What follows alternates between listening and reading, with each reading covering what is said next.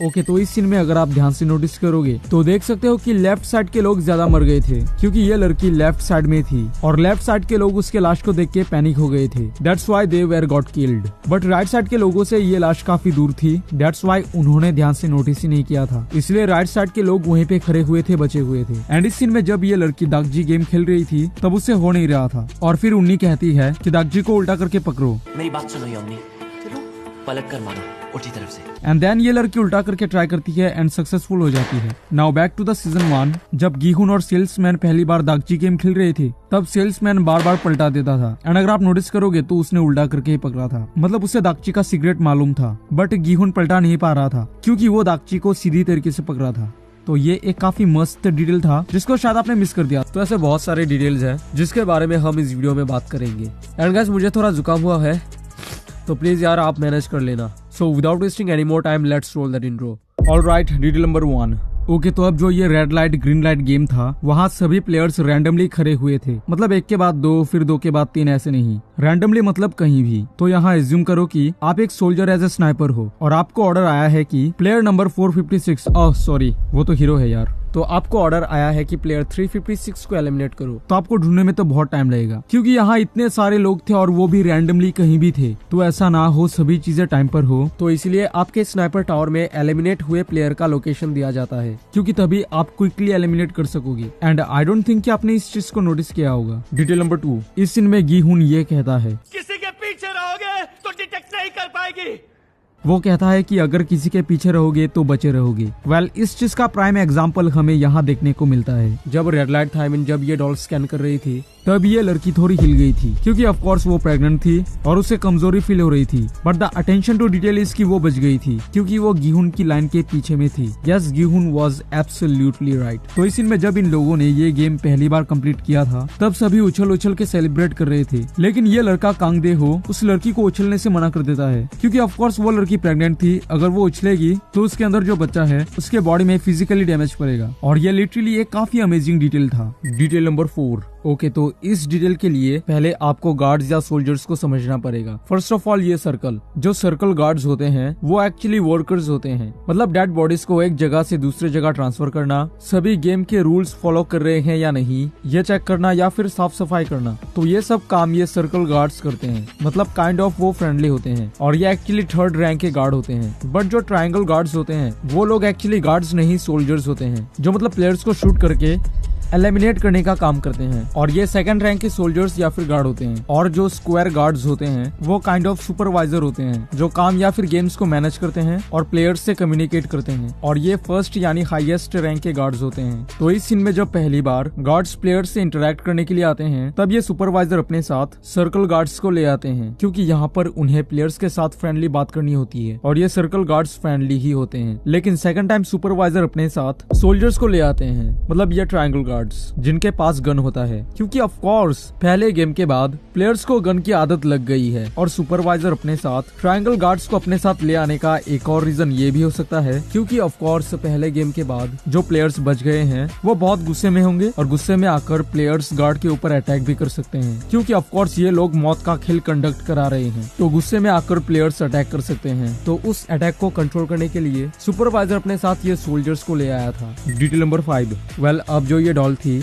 उसके 2 आंखों में कैमरा लगा हुआ था और उस कैमरे में मोशन डिटेक्टर सॉफ्टवेयर लगा हुआ था। I know of course you know but the detail is you can see, आप देख सकते हो ये डॉल 2 आंखों से 2 कैमरे से 2 व्यू ले रही थी। बट जब उसे जूम करना होता है तब वो 2 कैमरे के व्यू को एक पे फोकस करती है। सो आई होप यू अंडरस्टैंड कि मोबाइल में 2 कैमरा का कॉन्सेप्ट क्यों आया है और 4 कैमरे यूज किए जाते हैं एक्सट्रीम लेवल ऑफ जूम के लिए, जैसे S24 या फिर S25 अल्ट्रा। Detail number 6। इस सीन में ये लड़की या आपकी क्रश कहती है मुझे पिंक पसंद है। वेल, अगर आप उसके नेल पेंट को नोटिस करोगे तो वो पिंक कलर की होती है। वेल, यही नहीं, जब मतलब स्क्रीन पर कुछ प्लेयर्स की स्टोरी दिखाई जा रही थी तब आप नोटिस कर सकते हो कि इस लड़की ने पिंक कलर की ड्रेस पहनी थी और मैंने आपको बताया क्योंकि शायद आपने इसको मिस कर दिया था। Detail number 7। अब ये जो लड़का था जिसका नाम था म्योंगी, वो एक क्रिप्टो में पैसा इन्वेस्ट करने को कहता है बट अनफॉर्चुनेटली वो एक क्रिप्टो स्कैम होता है। वेल, मैं आपको बता दूं कि ये क्रिप्टो स्कैम साउथ कोरिया में रियली में हुआ है। जी हाँ, रिसेंटली साउथ कोरिया में कोरियन पुलिस ने 215 सस्पेक्ट को अरेस्ट किया है जिन्होंने $228 मिलियन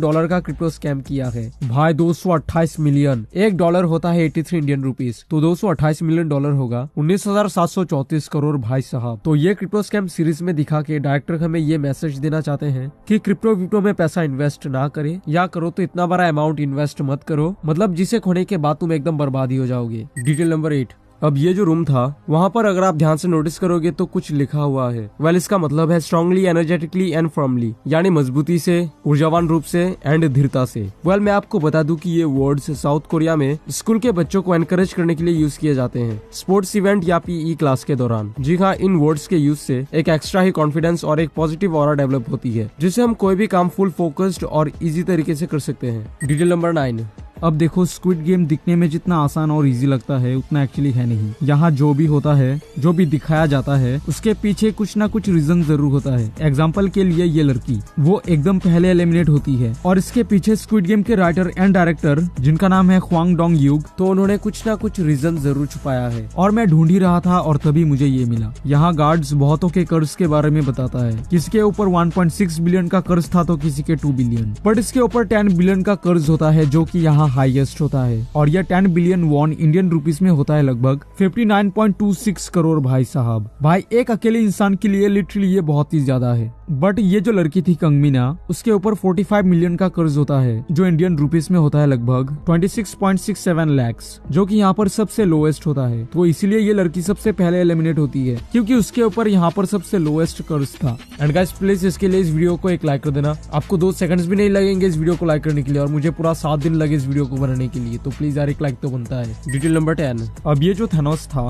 ये यहाँ एक रैपर था। वेल मैं आपको बता दूं, थैनोस का रोल प्ले किया है टीओपी ने, और वो रियल लाइफ में एक रैपर है। जी हाँ, वो आइकॉनिक के pop boy band big bang का एक मेंबर था। बट फिर टीओपी के कुछ ड्रग्स एडिक्शन के कारण उसे 10 महीने की जेल हुई थी, और सीरीज में भी हम उसे ड्रग्स लेते हुए देखते हैं। फिर उसे पब्लिक से बहुत ही ज्यादा बैकलैश मिला था क्योंकि साउथ कोरिया में ड्रग्स एडिक्शन को काफी घटिया माना जाता है, और फिर उसने रैपिंग इंडस्ट्री से रिटायरमेंट ले लिया था। बट फिर स्क्विड गेम में थैनोस का रोल प्ले करके सबको चौंका दिया। अब स्क्विड गेम के डायरेक्टर ने टीओपी को चुना क्योंकि टीओपी और थैनोस में काफी ज्यादा सिमिलरिटी थे जिसको हमने देखा भी। Anyways next. Detail number 11। ये सीन में जब ये डॉल इसके मोशन को सेंस कर रही थी तब उसने आई के कैमरे के फोकल लेंथ को चेंज किया था। जो फोकल लेंथ था उसे कम किया था। अब नॉर्मली कैमरे के फोकल लेंथ को तब कम किया जाता है जब आपको सामने के किसी चीज पर फोकस करना पड़ता है। अब यहाँ ये टारगेट डॉल के काफी पास में था, इसीलिए डॉल ने कैमरे के फोकल लेंथ को कम किया था। Detail number 12। एंड इस रूम में अगर आप ध्यान से नोटिस करोगे तो यहाँ पर काफी सारे कंट्री के फ्लैग होते हैं। वेल आई थिंक ये एक डायरेक्टर की तरफ से हिंट है, एंड आई थिंक इसका मतलब ये हो सकता है कि स्क्विड गेम सिर्फ साउथ कोरिया में ही नहीं पूरी कंट्री में हो रहा है। जी हाँ, क्योंकि ऐसे लोग जो मतलब जिंदगी की बाजी हार चुके हैं वो सिर्फ साउथ कोरिया में ही नहीं पूरे वर्ल्ड में है, मतलब बहुत सारे देश में है। तो उन्हें भी एक मौका देना चाहिए बिलियनर बनने का। So that's why squid game सभी कंट्री में है आई थिंक। जैसे यूएसए में स्क्विड गेम है जिसके ऊपर शायद एक सीरीज भी आएगी। मतलब इस थ्योरी के अकॉर्डिंग हमारे इंडिया में भी एक स्क्विड गेम का हेडक्वार्टर है। But now the question is कि वो फ्रंटमैन का रोल कौन प्ले करेगा। Option number 1 Shahrukh Khan, option number 2 Salman Khan. तो फ्रंटमैन का रोल कौन प्ले करेगा अगर इंडिया में स्क्विड गेम हो रहा है। नंबर 1 SRK या फिर Salman. Let me know your opinion in the comment box. Detail number 13। तो इस सीन में शायद ही आपने नोटिस किया होगा कि जब ये डॉल स्कैन करती है तब उसके आंखों में आप रेड लाइट को नोटिस कर सकते हो, और जब ग्रीन लाइट होता है मतलब जब सभी हिल सकते हैं तो तब उसके आंखों में ग्रीन लाइट को नोटिस कर सकते हो, और इस डिटेल को शायद आपने मिस कर दिया था। Detail number 14। तो एपिसोड 3 के लास्ट में हमें पता चलता है कि अब से फ्रंटमैन भी इस गेम को खेलेगा। वेल इस चीज का हिंट सीरीज के मेकर्स ने हमें पहले ही दे दिया था। फर्स्ट ऑफ ऑल फ्रंटमैन यहाँ बैठ के गेम एंजॉय कर रहा होता है, लेकिन सेकंड टाइम जब ये सीन दिखाया जाता है तब वहाँ पर फ्रंटमैन नहीं होता और उसका मास्क भी वहीं पर था। मतलब डेफिनेटली फ्रंटमैन किसी काम के लिए निकल गया है, एंड यस वो काम ये होता है। एंड यहाँ पर फ्रंटमैन गेम को खेलना चाहता था क्योंकि पार्ट 1 में बॉस ने ये कहा था, खेल देखने से ज्यादा उसे खेलने में मजा आता है। Detail number 15। तो इस सीन में हम देखते हैं कि फ्रंटमैन किसी को भी कुछ सेकंड्स में काबू कर सकता है क्योंकि वो हमेशा लोगों के वीक पॉइंट पे अटैक करता है, जैसे दिल या फिर हेड। मतलब सर यार ये हेड नहीं। एनीवेज, क्योंकि यहाँ आप नोटिस कर सकते हो कि फ्रंटमैन यानी इन हो पास्ट में मिलिट्री का एक हाई रैंक का ऑफिसर था, और मिलिट्री के ऑफिसर यानी एक सोल्जर को हमेशा ट्रेनिंग के दौरान सिखाया जाता है कि इमरजेंसी सिचुएशन में आप वेपनलेस किसी को भी कुछ ही सेकंड्स में आप कैसे टेक डाउन कर सकते हो। और ये बात इंडियन फॉर्मर एनएसजी कमांडो जिनका नाम वर्ल्ड के टॉप स्नाइपर्स में है एंड उनका नाम है लकी बेइश्त। तो उन्होंने कहा था, कुछ कहना है तुम्हें? मैंने कहा मुझे आदमी को मारने में सिर्फ 2 से 3 सेकंड लगते हैं। शाम को उसने मेरा ट्रांसफर कर दिया है। So frontman was higher ranked soldier, इसलिए उसे 2 या 3 सेकंड्स लगते हैं किसी को भी टेक डाउन करने में या फिर मारने में। अब शायद ही आपने नोटिस किया होगा कि जब भी गेम का टाइमर शुरू होता है तब दरवाजे ऑटोमेटिक बंद हो जाते हैं। मतलब अगर एक बार टाइमर शुरू then there is no way to exit without completing the game. Detail number 17, इस सीन में फ्रंटमैन गीहुन का नेम यूज करता है। फिर गीहुन कहता है, मेरा नाम कैसे पता? एंड देन फ्रंटमैन ये कहता है, ओह, तुम्हारा दोस्त तुम्हें तुम्हारे नाम से बुलाता है, तो मैंने भी बुला लिया। बट जब मैंने ध्यान से नोटिस किया तो जब से फ्रंटमैन गीहुन के साथ था तब से लेके यहाँ तक जोंगबे ने एक भी बार फ्रंटमैन के सामने गीहुन का नाम यूज नहीं किया था। बट गीहुन वाज सो इनोसेंट कि उसने इस चीज को कभी नोटिस नहीं किया। डिटेल नंबर 18, अब ये जो लड़का था जिसका नाम था कांग दे हो, वो कुछ ही सेकंड्स में गोंगी गेम कंप्लीट कर देता है, जिसे देख के फ्रंटमैन भी चौंक गया था। अब उसने कुछ ही सेकंड्स में कैसे कर लिया? क्योंकि ये लड़का गोंगी गेम खेलने से पहले कुछ पत्थर से बहुत बार प्रैक्टिस किया था, जिससे वो इजीली सक्सेस हो जाता है इस गेम में। तो इससे क्या सीख मिलती है? Practice makes man perfect. Guys, internet पर ये फोटो बहुत वायरल हो रही है जहाँ पर गीहुन ने फ्रंटमैन का कॉस्ट्यूम पहना है, और जब उन्हें इंटरव्यू के दौरान पूछा गया था कि क्या आप नया फ्रंटमैन बनोगे, Do you become the new front man? That's the rumor. And are you now in charge of the games?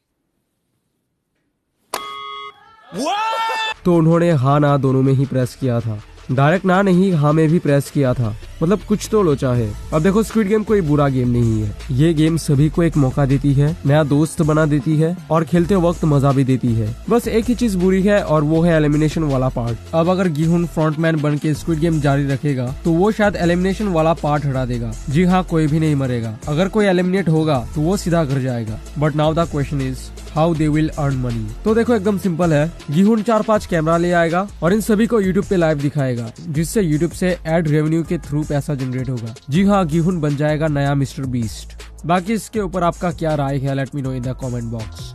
तो अगर आपने यहाँ तक वीडियो देख लिया तो पार्ट 1 भी देखना, जहाँ पर मैंने एपिसोड 1 और 2 के डिटेल्स के बारे में बताया था। तो उसे देखने के लिए आप स्क्रीन पर यहाँ टैप करो एंड मैं मिलता हूँ आपसे वहीं पे।